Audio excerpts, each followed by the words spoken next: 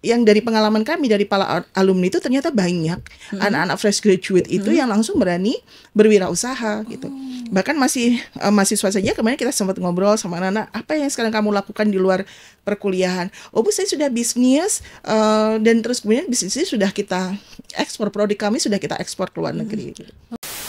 Contohnya misalnya kalau dulu kita berbisnis dagang ya udah ada toko, ada di pasar, sekarang kan sudah tidak hanya itu saja pilihannya, ada e-commerce. Nah, maka orang harus ke sana kan. Maka kita mencoba untuk melihat sebenarnya dunia ini ke depan akan seperti apa. Dan kita akan menyiapkan mahasiswa kita ke arah sana. Pendidikan tinggi itu sangat penting untuk mengasah kompetensi. Nah, apalagi sekarang ini pemerintah juga sangat baik ya membuka banyak sekali peluang beasiswa untuk terus kemudian nanti teman-teman bisa mengakses pendidikan tinggi.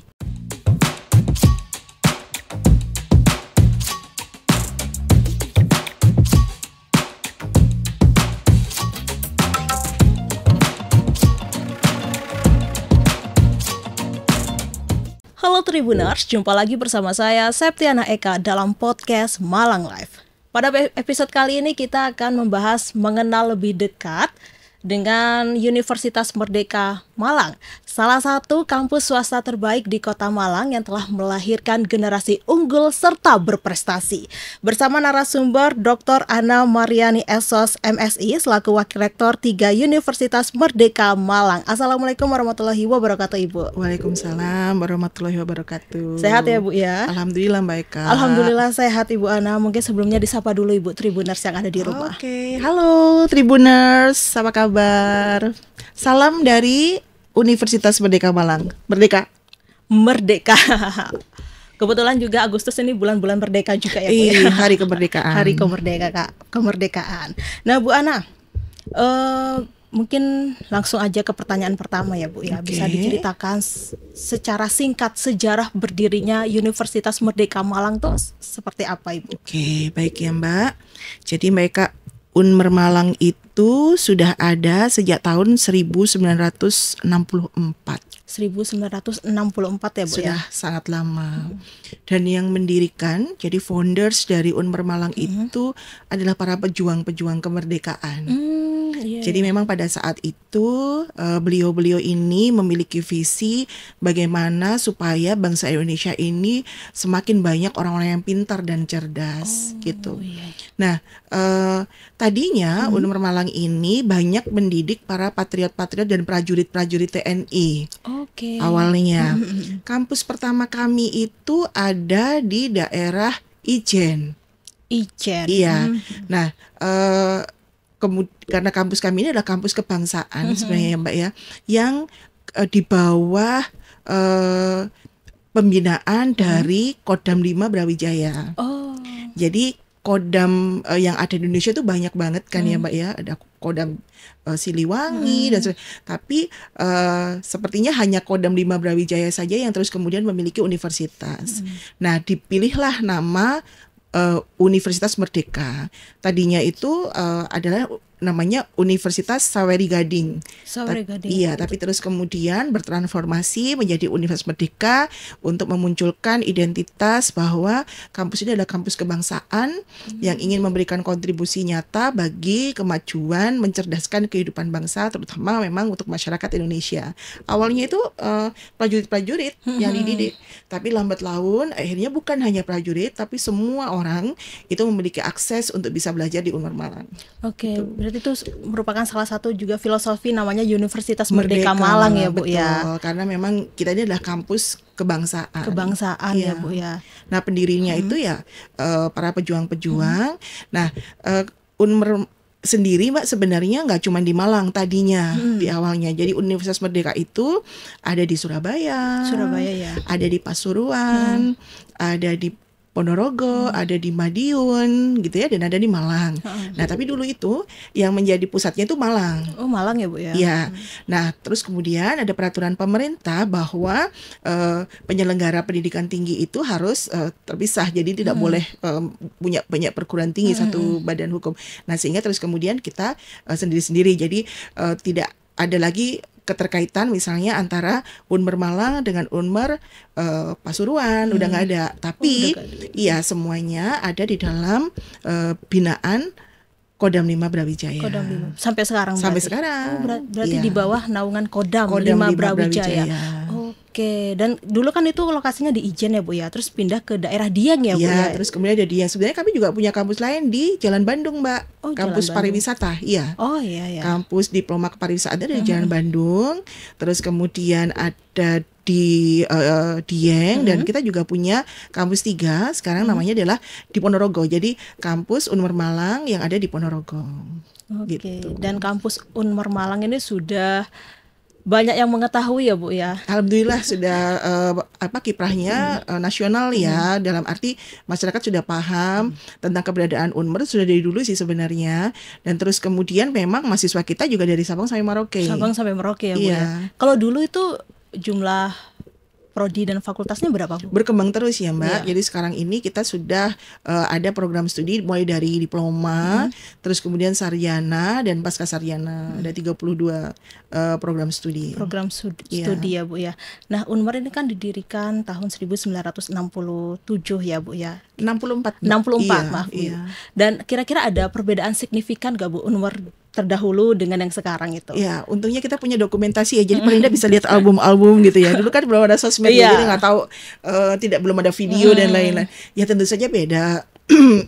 Ya, kampus Unmer yang dulu sangat vintage gitu ya, jadi yang nggak kayak sekarang. Hitam putih mungkin ya Bu ya fotonya. Iya, terus kemudian juga bentuk bangunannya gitu udah beda banget, dan sampai terus kemudian ada pembangunan yang di Terusan Raya Dieng. Nah itu pun kita juga bertransformasi ya Mbak sampai dengan bentuknya yang sekarang gitu.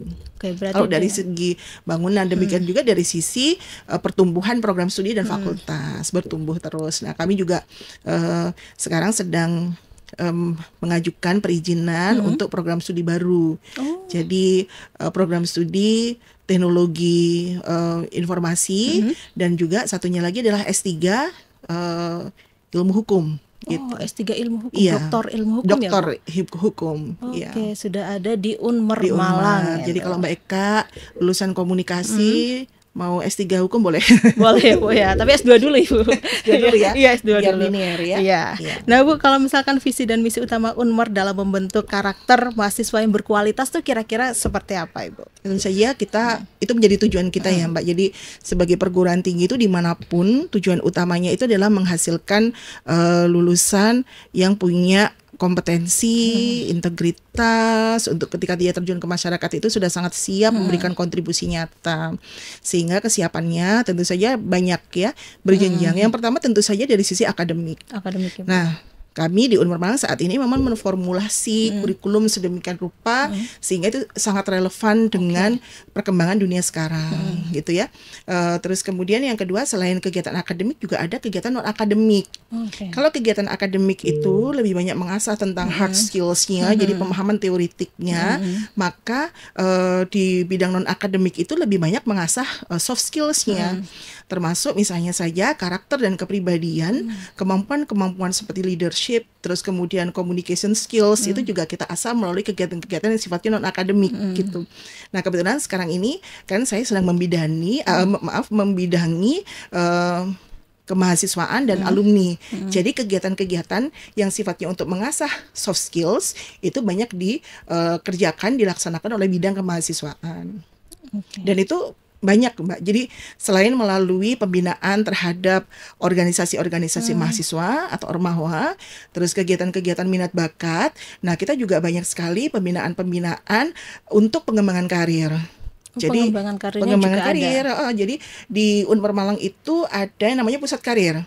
Jadi sejak mahasiswa, sejak mereka kuliah itu sudah kita siapkan sedemikian rupa sehingga ketika dia lulus dia sudah bisa siap untuk berkarir. Siap untuk bekerja dan tidak kaget memasuki dunia karir. Betul. Jadi sudah kita siapkan berbagai macam formulasi ya, activity sehingga mereka nanti begitu lulus udah terserap di dunia kerja. Udah bisa cari kerja. Saya bilangnya cari kerja itu bukan berarti lo harusnya kan punya wawasan kemandirian. Nah, cari kerja itu kan macam-macam ya maknanya ya. Bisa cari kerja untuk dirinya sendiri, tapi bisa cari kerja juga untuk dirinya dan orang banyak gitu. Nah, kalau entrepreneur kan diharapkan bisa kayak gitu ya. Membuka lapangan pekerjaan. Jadi dia misalnya saja orang. Dan itu sangat yang dari pengalaman kami dari para alumni itu ternyata banyak anak-anak fresh graduate itu yang langsung berani berwirausaha gitu. Bahkan masih mahasiswa saja kemarin kita sempat ngobrol sama anak-anak, apa yang sekarang kamu lakukan di luar perkuliahan? Oh Bu, saya sudah bisnis dan terus kemudian bisnisnya sudah kita ekspor, produk kami sudah kita ekspor ke luar negeri. Oke, berarti Unmar nih lebih mendorong mahasiswanya untuk berwirausaha gitu Ibu. Tentu saja itu harus kita kuatkan karena memang di Unmer itu Mbak PIP-nya jadi pola ilmiah pokoknya adalah bagaimana membentuk jiwa entrepreneur pada semua mahasiswa karena jiwa entrepreneur itu tidak harus juga nanti bekerjanya harus mandiri karena kalaupun harus bekerja di kantor misalnya, bekerja di perusahaan misalnya, jiwa entrepreneur itu tetap harus ada.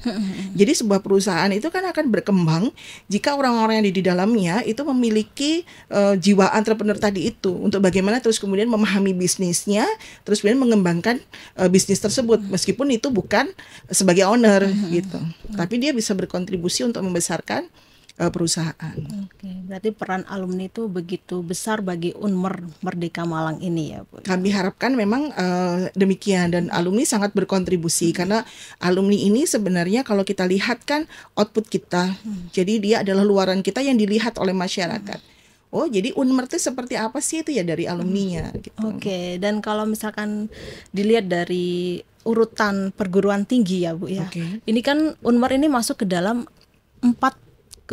berada di urutan 49 perguruan tinggi terbaik se-Indonesia ya Bu ya. Nah, sekarang ini akreditasinya Kalau akreditasi program studinya kita ada yang akreditasi baik sekali dan akreditasi unggul. Kalau kampus, kalau akreditasi institusi kita di akreditasi B. Akreditasi B ya Bu ya. Nah, dan sekarang sedang memproses untuk menjadi unggul. Menjadi unggul. Nah, caranya untuk meningkatkan akreditasi kampus tuh kira-kira seperti apa Ibu? Nah, karena memang banyak sekali yang menjadi penilaian, tapi yang jelas begini, yang sedang kita siapkan adalah bagaimana prodi-prodinya itu sebagian besar menjadi unggul gitu. Nah, untuk bagaimana prodi unggul tentu saja banyak yang harus kita lakukan. Mulai dari ya tentu saja kualitas dari sumber daya manusianya, dosennya, terus kemudian juga kualitas risetnya, pengabdiannya, terus punya tata kelolanya, fasilitas yang kita berikan kepada mahasiswa, terus kemudian yang paling penting juga jadi penilaian itu adalah bagaimana mahasiswa dan alumni itu bisa terserap dengan baik di dunia kerja yang sesuai dengan program studinya. Jadi upaya-upaya yang memang itu bisa membuat akreditasi program studi unggul itu kita lakukan. Nah, ketika nanti prodi-prodi ini akreditasinya unggul, maka diharapkan institusinya juga unggul. Berarti banyak sekali penilaian untuk menuju akreditasi unggul itu ya Bu ya. Betul, tapi ya basicnya memang di program studi ini yang kita upayakan untuk unggul. Nah, kalau misalkan program studi saat ini jumlahnya berapa Bu dan jumlah fakultas? Ada fakultas, jadi kita itu fakultasnya ya Mbak, ada fakultas hukum, nah program studinya satu, jadi hukum aja. Terus kemudian ada fakultas teknik, fakultas teknik itu ada teknik mesin, teknik sipil, teknik industri, teknik elektro, dan arsitek. Terus kemudian ada fakultas ilmu sosial dan ilmu politik, itu ada program studi administrasi bisnis, administrasi publik, dan ilmu komunikasi, serta diploma bahasa Inggris.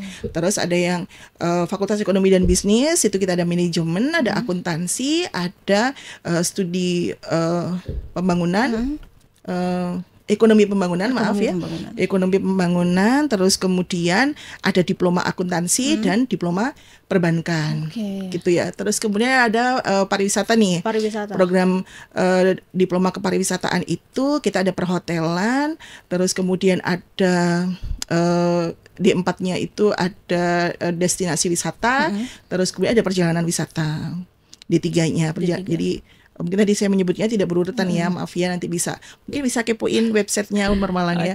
Terus kemudian fakultas psikologi. Ya, ada satu program studi saja jadi psikologi. Terus kemudian ada fakultas teknologi informasi, program studinya adalah sistem informasi. Nah, kemudian ada pascasarjana. Pascasarjana mulai dari magister sampai dengan program doktor. Nah, kemudian ada juga yang di kampus Ponorogo. Itu ada program studi hukum, administrasi publik, dan manajemen. Itu mau nanti kalau misalnya teman-teman para Tribuners ingin kepo lebih jauh tentang prodi apa saja yang ada di Unmer, nanti bisa follow Instagramnya Unmer MLG. Oke, dari semua prodi yang ada ya Bu ya di Unmer, yang menjadi unggulan favorit masyarakat tuh apa kira-kira? Fakultas Ekonomi dan Bisnis itu kok ternyata masih sangat luar biasa ya peminatnya ya. Iya. Jadi program studi manajemen itu yang paling diminati. Kemudian selain FEB, Fakultas Hukum. Ya. Saya pikir hukum menjadi unggulan di Unmer, ternyata FEB ya Bu ya. Semuanya unggulan, Mbak. Jadi tapi kalau kita lihat misalnya tadi kan Mbak Eka nanyanya terkait dengan minat mahasiswa ya yang paling banyak gitu ya. Itu di manajemen. Nah, kemudian ya memang jadi favoritnya kalau dari zaman dulu saya emang Fakultas Hukum ya. Jadi itu memang sudah kayaknya terkenal banget gitu ya kalau Fakultas Hukum Unmer itu bagus gitu. Nah, yang lainnya tentu saja bukannya tidak favorit, tapi kan biasanya itu tergantung dengan apa ya Mbak, biasanya kebutuhan-kebutuhan pasar, terus kemudian juga kebutuhan-kebutuhan dari calon mahasiswa baru juga, misalnya dia pengen kemana, jadi sangat fluktuatif. Tapi yang saya sebutkan tadi beberapa tahun ini, jadi sekitar 5 tahun ini, saya pikir program studi yang ada di FEB dan hukum itu masih bagus. Dan terus kemudian kecenderungannya tentu saja ada prodi-prodi yang lain juga yang sudah mulai semakin menanjak naik gitu ya. Nah, tentu saja program-program studi yang ada di Fakultas Teknik dan Teknologi Informasi, termasuk juga ilmunya Mbak Eka dan ilmu kita ya, ilmu komunikasi itu juga bagus. Saya pikir semuanya memiliki keunggulan masing-masing ya. Tapi yang saya sebutkan tadi itu memang yang banyak diminati di beberapa sampai dengan 5 tahun ke depan. Iya, 5 FEB tahun ya, ke belakang FEB masih sangat ke belakang. FEB masih tetap diungguli ya Bu ya. Masih sangat unggul. Oke Bu, dalam sebuah artikel ya Bu ya, ini kan Menteri Pendidikan Tinggi Sains dan Teknologi Brian Yuliarto mengatakan penurunan jumlah mahasiswa yang mendaftar pada kampus swasta diduga karena kecilnya lapangan pekerjaan. Bagaimana Unmer mempersiapkan bekal untuk mahasiswa menghadapi tantangan atau persaingan dalam dunia kerja ketika lulus nanti? Oke, jadi mungkin kita bisa lihat bahwa kita ini kan di era yang sudah sangat berubah. Beda jauh dengan 10 tahun yang kemarin. Semua hal bertransformasi. Saya pikir peluang pekerjaan itu bukannya menyempit tapi sudah berubah bentuk gitu ya. Jadi misalnya saja digitalisasi. Apa yang kita lakukan sekarang ini misalkan itu adalah produk-produk dari perubahan sosial itu tadi. Maka terus kemudian bergeser. Contohnya misalnya kalau dulu kita berbisnis dagang ya udah ada toko, ada di pasar, sekarang kan sudah tidak hanya itu saja pilihannya, ada e-commerce. Nah, maka orang harus ke sana kan. Maka kita mencoba untuk melihat sebenarnya dunia ini ke depan akan seperti apa. Dan kita akan menyiapkan mahasiswa kita ke arah sana. Bagaimana mereka bisa hidup dengan dunia yang bahkan mungkin berbeda dengan hari ini. Maka yang kita butuhkan adalah bagaimana mereka bisa menyiapkan diri, terus kemudian dia mudah beradaptasi gitu. Nah, ini yang sedang selalu kita upayakan. Jadi mulai dari mahasiswa itu ketika masuk Mbak, ketika mulai dari PKKMB sampai dengan mereka menjelang lulus. Bahkan ketika sudah lulus pun sebenarnya kami tetap ingin berkontribusi kepada alumni. Jadi melalui pusat karir tadi. Jadi jangan sampai terputus. Jadi pusat karir itu selain tempat untuk mendidik para mahasiswa lebih siap kerja, kita juga banyak sekali data-data informasi dan kerjasama dengan industri gitu. Jadi kampus hiring itu kalau di Unmer Mbak itu kayaknya hampir tiap minggu kita itu ada. Jadi rekrutmen oleh perusahaan-perusahaan. Berarti juga bekerja sama dengan perusahaan-perusahaan swasta gitu. Pemerintah juga Ibu? Dengan pemerintah itu biasanya tidak terkait dengan pekerjaan ya, biasanya justru terkait dengan kegiatan-kegiatan semacam riset, kegiatan pengabdian, dan yang tadi disebut Mbak Eka adalah kegiatan-kegiatan magang. Magang itu. Iya. Berarti banyak sekali pusat karir yang sudah disediakan Unmer Malang untuk lulusan Unmer nanti ya Bu ya, dipersiapkan agar bisa langsung kerja, siap untuk menghadapi dunia kerja itu. Dan di catatan kami Mbak, memang para mahasiswa itu bahkan ketika di wisuda itu dia rata-rata sudah bekerja 3 bulan kemarin sebelum di wisuda gitu. Berarti sebelum wisuda sudah mendapatkan pekerjaan ya Bu ya. Ini yang luar biasa gitu. Karena memang ya itu tadi kesempatannya sebenarnya sudah sangat lebar. Nah, ketika kita berbicara, kalau kita lihat misalnya jumlah pekerjaan tuh menyempit, padahal di kami yang datang industri itu banyak sekali dan sering. Dan terus mereka juga menyampaikan bahwa kalau orang bilang misalkan saja cari pekerjaan susah, sebenarnya Bu, kami ini nyari karyawan juga susah gitu. Nah, kami berdiskusi dengan industri bahwa memang ada beberapa kompetensi-kompetensi yang dibutuhkan di luar hard skill gitu. Jadi soft skills itu harus sangat kuat. Bagaimana misalkan saja seorang lulusan ini dia tangguh, tidak gampang menyerah. Iya, benar. Terus kemudian juga dia juga solutif, problem solver kayak gitu. Nah, hal-hal seperti itu kan akhirnya harus kita asah. Nah, itulah yang terus kemudian menjadi ranah dari bidang kemahasiswaan.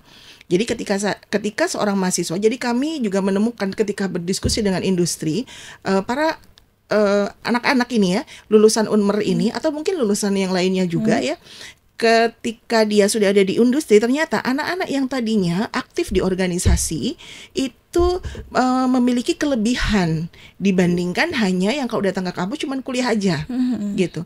Dimana kelebihannya adalah di leadership skills itu tadi. Jadi mulai dari kemampuan communication skill, problem solver, terus kemudian proses adaptasi maksudnya itu sangat luar biasa kalau misalnya anak-anak ini mau aktif. Maka memang organisasi mahasiswa ini bisa kita jadikan tempat untuk pendadaran. Ya, jadi untuk penguatan karakter gitu. Nah, kalau di Unmer sendiri Mbak, kita itu punya values ya, yang sebenarnya itu values-nya sama dengan Kodam 5 Brawijaya. Jadi ada semacam apa ya, kita menyebutnya itu sesanti gitu ya. Itu namanya adalah Birawa Anuraga. Jadi Birawa Anuraga itu dan kita menyebutnya orang-orang Unmer ini, mahasiswa, dosen, karyawan, alumni itu adalah Satria Birawa Anuraga. Satria Birawa Anuraga itu, jadi kalau Satria itu ya prajurit yang seorang prajurit ya, seorang ksatria gitu, bukan hanya sekedar prajurit tapi dia Satria. Terus kemudian dia Birawa, jadi Birawa itu adalah perkasa, jadi unggul gitu ya, tetapi rendah hati. Nah, Anuraga itu rendah hati. Ini yang kami itu sangat takjub sebenarnya dengan values itu yang sudah ada dikembangkan di Kodam 5 Brawijaya, karena kita pikir wah ini sangat luar biasa. Nah, dalam prinsip atau values Birawa Anuraga itu, yang pertama ada values Birawa yang artinya perkasa, unggul, harus kuat, harus tough gitu ya. Tapi terus kemudian ada dia itu keunggulannya, seseorang itu dikatakan unggul jika dia tidak memiliki kesombongan, tapi dia selalu rendah hati, bisa menerima pendapat orang lain, bisa belajar hal-hal yang baru. Itu kan kalau tidak rendah hati susah akan menerima hal tersebut. Maka prinsip ini bergandengan. Kemudian prinsip Birawa Anuraga itu, value Birawa Anuraga itu juga ada values yang terkait dengan kebijaksanaan, namanya wicaksana. Jadi orang itu harus bisa bijak, mampu menempatkan diri dan lain-lain. Nah, kemudian ada juga parimarma. Parimarma itu adalah kemurahan hati. Jadi kalau misalnya kita pengen jadi satria yang luar biasa, maka dia satria itu harus unggul, tetapi rendah hati, dia bijak dan juga murah hati. Ini value dari Unmer Malang. Unmer Malang, luar biasa sekali value-nya ya Bu. Iya Mbak, jadi tapi itu kan bukan sesuatu yang mudah untuk terus kemudian membentuk karakter, tapi kita upayakan dengan berbagai macam cara. Dan kalau misalkan kita lihat ya Bu ya, Unmer ini kan berdiri di tengah kota Malang. Tentunya banyak sekali universitas, perguruan tinggi negeri maupun swasta yang berdiri di kota Malang ya Bu ya. Juga swasta, perguruan tinggi swasta dan negeri ini juga sama-sama terbaik di kota Malang gitu Bu. Nah, cara Unmer mencari mahasiswa atau merekrut mahasiswa itu kira-kira seperti apa Bu? Untuk bisa bersaing dengan perguruan-perguruan tinggi lainnya. Saya pikir Mbak, cara yang paling rasional itu adalah menunjukkan kepada publik bagaimana kualitas lulusannya. Kan yang saya bilang tadi sebenarnya kalau misalnya fasilitas pendidikan kan kita udah standar ya. Terus kemudian kalau dari sisi lokasi, alhamdulillah Unmer tuh cukup strategis ya di tengah kota. Maka sebenarnya yang kami lihat bisa menarik hati para peminat itu adalah kalau lulus dari Unmer itu kayak apa sih sarjana-sarjana di Indonesia, itu harus kita tonjolkan terus. Maka yang kita lakukan adalah bagaimana memang mendidik mahasiswa ini supaya menjadi lulusan yang luar biasa. Jadi lulusan itu kan bagi kami Mbak seperti action figure gitu ya. Jadi kayak misalnya Satria Birawa Anuraga itu kayak apa sih orangnya? Nah kayak gitu. Itu yang harus kita tunjukkan kepada masyarakat, sehingga masyarakat ketika misalnya dia berkomunikasi dengan alumni Unmer gitu ya. Keren ya anak Unmer. Wah, bagus sekali ya anak Unmer nih. Wah, bisa diandalkan ya. Nah, ketika seperti itu, maka itu bisa menjadi pembicaraan baik di publik. Gitu. Nah, tentu saja ada juga hal-hal upaya-upaya yang terkait dengan mengkomunikasikan keberadaan Unmer, itu juga kita perluas, mulai dari penggunaan media-media baik yang konvensional maupun media-media yang digital gitu, supaya masyarakat lebih aware terhadap keberadaan Unmer. Dan saya pikir hampir semua perguruan tinggi ya melakukan hal yang sama. Tapi di Unmer tuh ada kayak semacam kelas daring atau kelas karyawan nggak sih Bu bagi mahasiswa yang tidak bisa hadir langsung di kampus? Kami menyebutnya sebagai kelas reguler sore, jadi kita tidak punya kelas daring yang 100%. Nah, kelas-kelas seperti ini itu biasanya kita lakukan secara hybrid, tapi memang kehadiran di Unmer itu ya sangat dibutuhkan. Jadi memang kita itu kuliahnya seperti itu, tidak ada kuliah yang jarak jauh gitu. Nah, ada kelas karyawan, orang menyebutnya begitu. Nah, sebenarnya kami ini kelasnya ada reguler pagi, di mana perkuliahan diselenggarakan pada pagi, siang hingga sore hari, dan ada reguler sore yang diselenggarakan pada sore, malam hari. Seperti itu. Jadi kalau untuk karyawan bisa. Untuk semua jurusan atau ada jurusan tertentu aja yang bisa ikut kelas sebagian karyawan? Besar jurusan ada. Sebagian besar program studi menawarkan kelas reguler sore. Iya.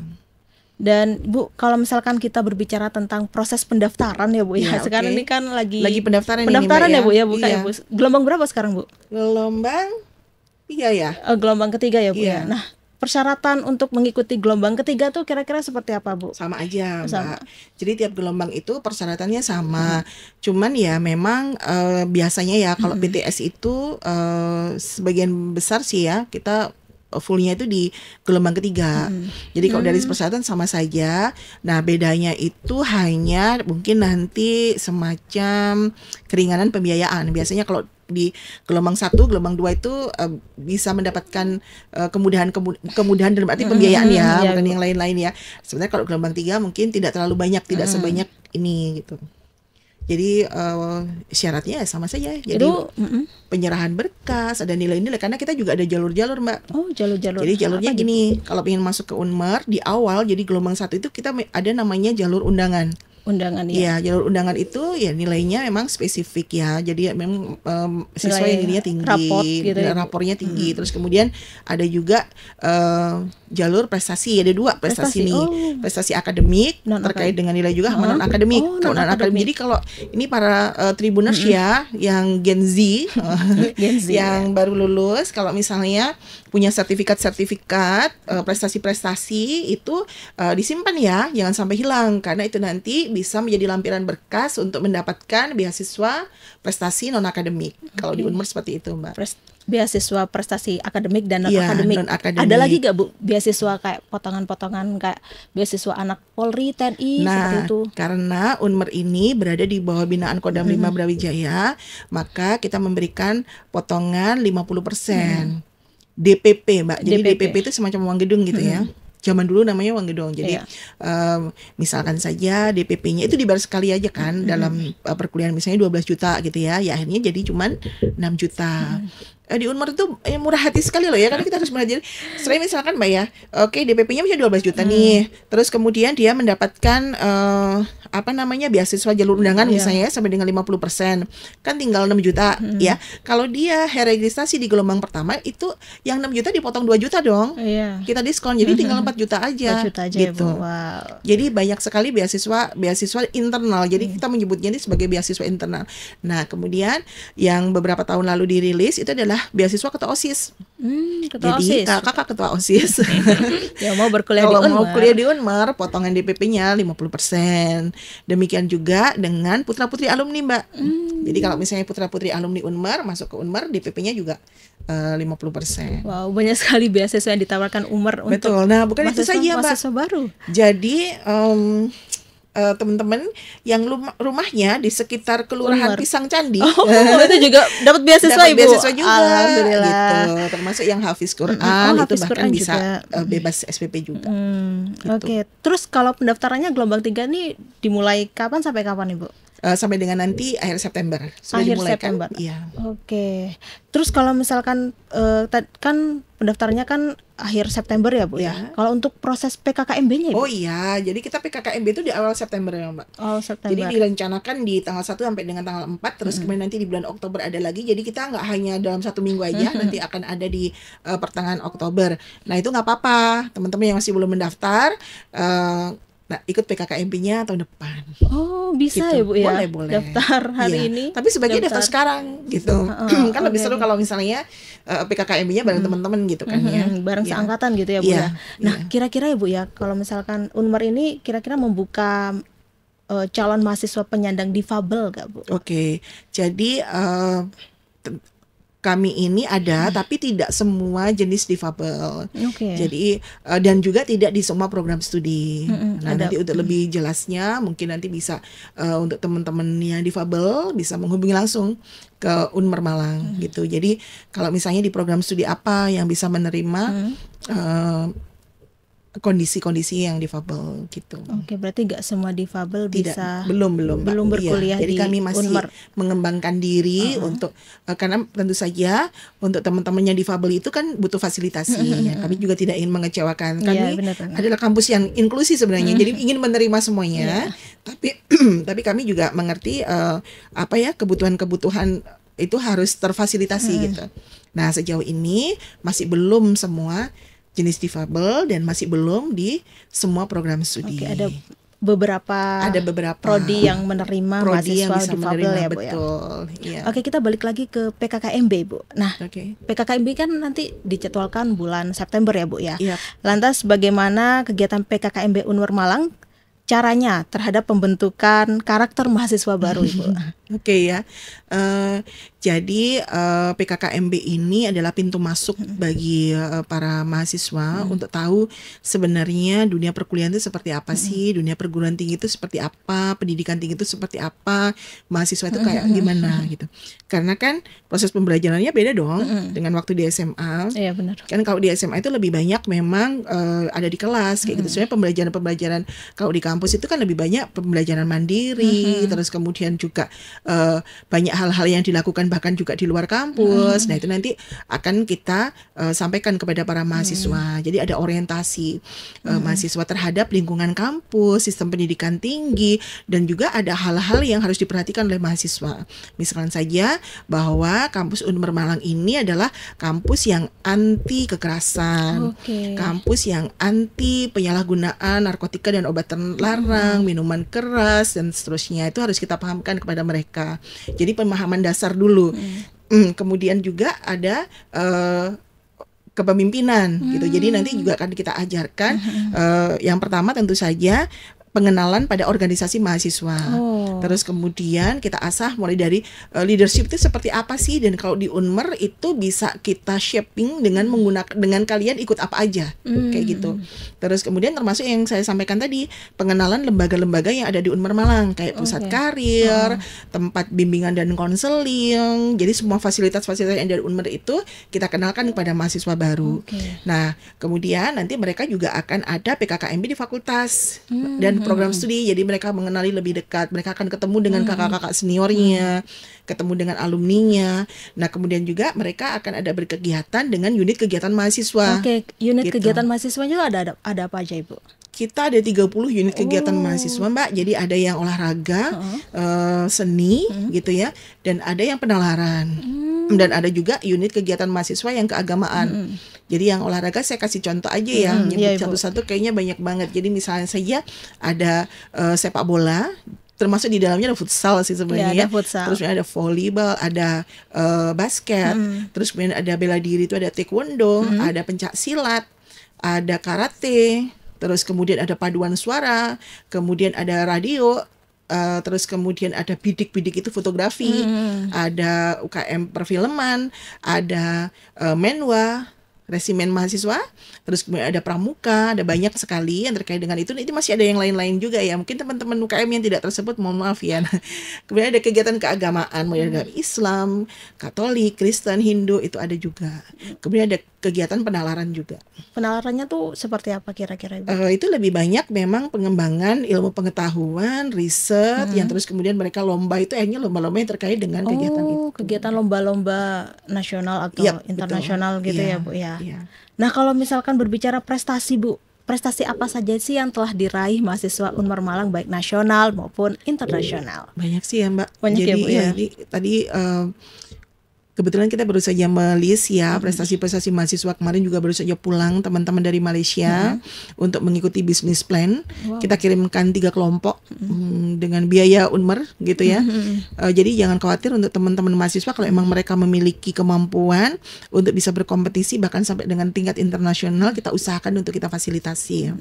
Jadi lomba bisnis plan. Jadi ada kategori, mereka memenangkan kategori ide terbaik dan lain-lain gitu ya. Terus kemudian prestasi-prestasi yang terkait dengan Pomprov yang ada di Pekan Olahraga Mahasiswa Provinsi. Kemudian ada di Pekan Olahraga Provinsi juga gitu ya. Tapi memang itu tidak semua berasal dari unit kegiatan mahasiswa gitu. Jadi mahasiswa-mahasiswa kita itu juga banyak juga yang terus kemudian memiliki activity di luar UKM gitu. Nah, tapi itu tetap akan kita fasilitasi dan prestasi apapun yang mereka dapatkan itu kita berikan penghargaan. Gitu. Jadi selain itu juga prestasi mahasiswa yang saya pikir juga karena kompetisinya ini susah banget ya Mbak, itu yang ISMA itu loh. ISMA jadi Indonesian International Student Mobility Award. Jadi 3 mahasiswa kami kemarin itu ada yang dikirim ke Amerika, terus kemudian ke Barcelona, terus kemudian ke Australia untuk belajar selama 1 semester di sana. Dan kalau misalnya pengen kuliah di luar negeri, boleh loh kuliah di Unmar gitu. Karena kita juga punya kerjasama dengan perguruan-perguruan tinggi yang ada di luar negeri. Pertukaran mahasiswa untuk gitu pertukaran mahasiswa. Itu ada syaratnya nggak Ibu? Tentu saja ada syaratnya. Itu jadi dia bisa berbahasa Inggris dengan baik, nilai TOEFL-nya baik. Terus kemudian ya ada persyaratan-persyaratan khusus. IPK gitu Tentu Ibu? saja. Jadi IPK-nya pasti harus di atas 3,2. 3,2. Itu kan tergantung dari activity-nya Mbak, tergantung dari perguruan tingginya. Jadi masing-masing biasanya mereka memberikan persyaratan-persyaratan yang berbeda-beda. Nah, semua informasi terkait dengan bagaimana bisa ikut pertukaran mahasiswa sampai dengan ke luar negeri itu kita juga punya biro kerjasama internasional gitu. Yang terus kemudian memang meng-arrange bagaimana mereka ini memang disiapkan untuk bisa kuliah di luar negeri. Bisa 1 semester, bisa 2 semester. Gitu. Pertukaran mahasiswanya itu ya Bu ya, dengan betul. cara berkuliah di luar negeri. Bisa berkuliah di luar negeri. Oke, Ibu, mungkin terakhir ini ada pesan yang ingin disampaikan kepada mungkin maba-maba calon maba Unmar yang ingin berkuliah di Malang, apa saja harus dipersiapkan gitu. Oke, yang pertama kuliah di Malang aja deh. Asik kan ya Mbak Eka ya. Nah, kalau misalnya mau kuliah di Malang, teman-teman boleh pilih di Unmar gitu. Nah, tentu saja kuliah dimanapun sama. Tapi kalau di Unmar kayaknya lebih oke deh. Waduh, kan orang Unmar. Yang jelas begini, bahwa yang penting untuk teman-teman semua yang sekarang lulus SMA, jangan sampai nggak kuliah ya, gitu. Jadi boleh kuliah di mana saja. Kalau mau di Unmar berarti nanti akan ketemu dengan saya dan ketemu dengan teman-teman yang ada di Unmar. Karena memang bagaimanapun juga pendidikan tinggi itu sangat penting untuk mengasah kompetensi. Nah, apalagi sekarang ini pemerintah juga sangat baik ya membuka banyak sekali peluang beasiswa untuk terus kemudian nanti teman-teman bisa mengakses pendidikan tinggi. Nah, di Unmar juga ada Mbak, jadi beasiswa semacam KIP kuliah yang disiapkan oleh pemerintah itu juga bisa mendaftar di Unmar Malang. Pokoknya jangan sampai nanti nggak kuliah ya. Nah, biasanya teman-teman tuh kadang-kadang suka begini, terutama lulusan SMK nih, mau kerja dulu aja Bu, gitu, mau nyoba kerja seperti apa. Nah, sehingga mahasiswa kami itu juga banyak emang yang gap year. Jadi 1 tahun itu setelah dia lulus, dia kerja dulu. Nah, ketika kerja baru ngerasain, kok kayaknya yang sarjana beda ya sama kita gitu. Jadi yang lulusan sarjana ternyata beda sama yang lulusan sekolah menengah gitu, baik jenjang karir dan seterusnya. Nah akhirnya dari situlah mereka tahu bahwa perguruan tinggi itu memang penting untuk mengasah yang saya katakan tadi, jadi hard skill dan soft skills-nya supaya mereka memiliki kompetensi yang lebih baik gitu, untuk akhirnya bisa menjadi manajer atau level-level yang tinggi yang ada di perusahaan, terus kemudian bisa memiliki jejaring yang sangat banyak gitu kan ya. Jadi kalau misalnya udah kuliah, untuk semua saja sih ya, mudah-mudahan bisa menikmati waktu 3,5 tahun atau 4 tahun itu. Menikmati dalam artian mengikuti step by step betapa indahnya perkuliahan di S1 gitu ya. Karena itu biasanya tidak akan berulang. Orang kan kalau sudah lulus S1 nggak bakal yang satu lagi kan, pasti akan S2. Nah itu ada proses-proses yang sangat luar biasa. Tidak saja pembelajaran di kelas, berbagai macam program yang ditawarkan oleh kampus itu sebaiknya diikuti, termasuk organisasi kemahasiswaan, termasuk para mahasiswa itu harus berani mencoba untuk ini Mbak, apa namanya, berprestasi. Nah, ketika seorang mahasiswa itu berprestasi, memang tentu saja kalau menang alhamdulillah ya, tapi kalau kalah nggak apa-apa. Karena di kekalahan itu dia juga akan belajar banyak gitu. Iya benar-benar. Mungkin mereka pernah ya ngerasain ya, ketika misalnya saja udah, kayaknya aku akan menang nih di kejuaraan ini, ketika ikut lomba, oh kok aku kalah ya. Nah mengelola diri untuk ketika di posisi yang kalah itu kan juga tidak mudah. Nah bagaimana kita belajar dari kekalahan itu? Apakah kita akan belajar lebih baik lagi atau kita menyerah, udah deh nggak ini lagi gitu. Nah itu adalah proses pendewasaan. Jadi kompetisi-kompetisi itu sebaiknya sih diikuti. Itulah kenapa kita di Unmer tuh fasilitasi mereka.